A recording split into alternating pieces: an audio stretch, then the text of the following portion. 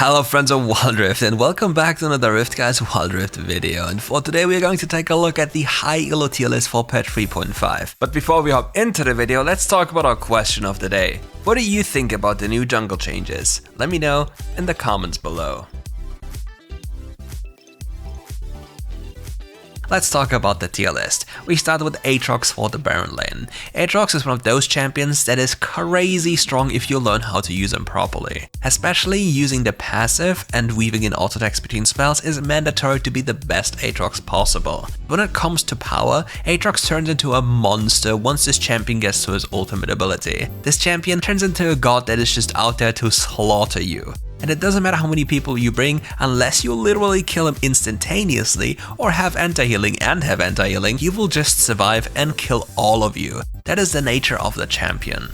Playing as Aatrox is the following. You want to use your first ability to hit the enemy with its sweet spots. The sweet spots CC the enemy champion and deal a lot of extra damage. You'll also be happy to know that you'll be able to get to level 2 faster than your enemy because of all of your AoE abilities, aka the 3 casts of your first ability, and then go for your third ability to just dash in and punish the enemy. Sometimes it might be even possible to go for your second ability and then drag the enemy back. But the healing part from your third ability is just so powerful if you start or want to brawl the enemy to the death.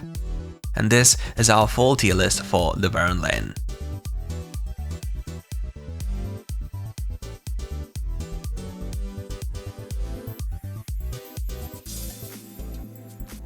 Next up comes the jungle role, and here we have Kayn. Kayn is one of those champions that loves to clear the jungle super fast and then can be relatively versatile in what he wants to do. First, this champion can invade you from the get-go because he can go over walls and through walls super easily. Just using his first ability allows him to go over walls and his third ability allows him to go through walls. As a consequence, this champion can sneak its way into your jungle without you even noticing and stealing or snatching away your camps to then leave you completely surprised while you walk into your other side of the map and then realize there are no more monsters left. This is also particularly powerful if the Kayn chooses to use this kind of pathing to avoid wards to go for ganks. People, or most players in this game, are very bad when it comes to map awareness, so even if you walk over a ward, their response is rather slow.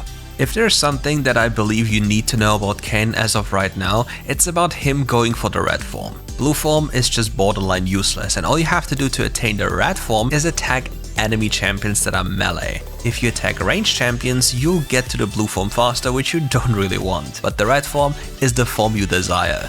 With that form, you'll be able to deal with any bruiser in the game and you'll be extraordinarily tanky. You'll make up for enough time so your team can clean up after you while you're basically a tank. It's super funny to play. Another thing you need to understand when it comes to Kayn is that pre-form evolve, this champion is not that strong and you need to be relatively smart in what you want to do. Efficient farming is key, and cancelling your own jungle clear or not being efficient with your gold income can be a hindrance that will lead to your downfall. So whenever you go for a flippy play, including a scuttle crab, be very mindful. Your jungle clear is super fast, so you don't have to go for such flips. In solo queue, plenty of opportunities will present itself to you, which you can capitalize on and then win the game off of them. And this is our full tier list for the jungle role.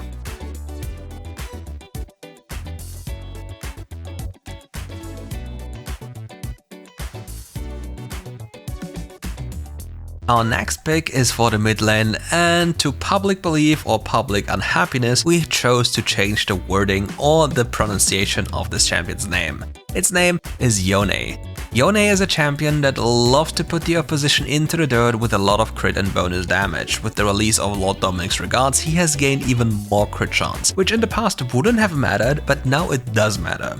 Yone and Yasuo get more crit for over 100% crit they have. Luckily, their passive doesn't double the crit chance anymore once they reach 100% because then they would have crazy amounts of AD. But with this change, Yone is able to just dish out so much more damage when this champion was already unbalanced in the sense of damage before. Luckily, however, Riot decided to give little Yone a slap on the wrist and chose to just remove a little bit out of his third ability's cooldown and some damage of his second ability, which in the end won't matter at all. He will kill you instantaneously once he gets on top of you, and once he has items, you will be dead whatsoever. That is the nature of the champion. The only way where this champion doesn't shine is when he gets consistently camped and is unable to find any kind of fight situation. But what kind of fight situation does Yone prefer? Yone wants a stacked up fight where the enemy lines up in a specific line to then for him to capitalize on. His ultimate ability will go through all of them, clump them all up, and then he'll be allowed to hit all of his other abilities. Ideally, you set up your own play with your third charge of your first ability to then go over a wall with your third ability to then go deep into the enemy backline. That way you guarantee that you're able to snap back once there's any danger involved. And usually if you go for that kind of play, you'll already have enough damage to instantly one-shot somebody, and then you can snap back anyway because you've already done your due diligence. And this is our full tier list for the mid lane.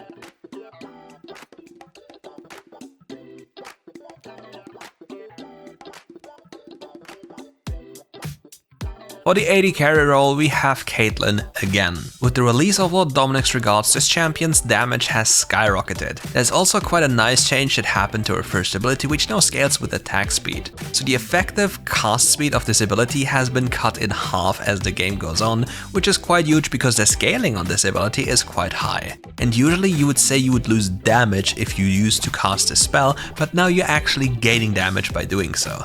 But there are a few different things we need to talk about. Caitlyn's laning phase is very potent and it needs to be very oppressive. This champion is designed to win lane. To win lane more frequently, you want to attack from brushes to get twice as fast to your headshot breaking point. With that headshot, you can zone off the enemy from a last hit and deal a significant amount of damage to them. Another thing you have to understand is the proper trap placement. It's your safety tool and your siege tool. If you let the enemy choose where they can walk to, it's already a mistake on your end. You want to take away their right to the decision making.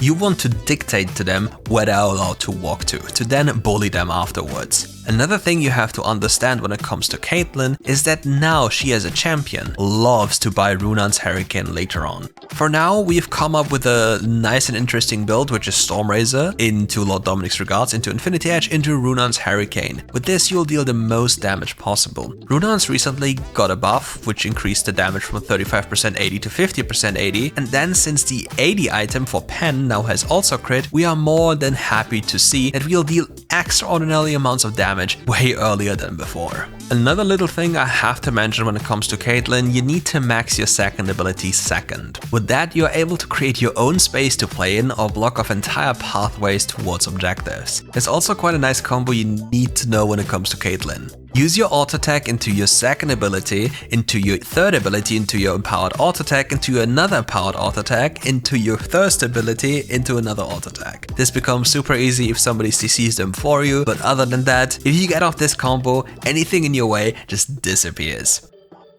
And this is our full tier list for the AD carry role.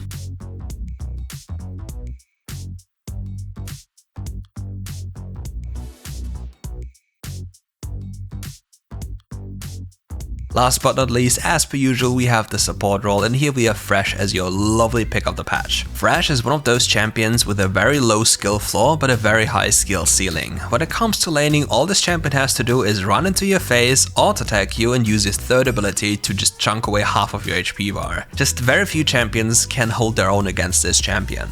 With that in mind, what do you do afterwards? When you play Thresh, you need to understand that hitting your third ability is substantially easier than hitting your first ability. So if you're getting close to the enemy, let's say you flash onto them and use your third ability, just wait with your hook. Just don't use this instantly and just wait for the enemy to flash to then use your hook ability. The enemy is pressured and you can play with that pressure. Don't fall into the habit of pressuring yourself because you're forced to make a play happen. Realize that the enemy is now under actual stress of dying because they are at a threat or risk of dying, whereas you are just chilling.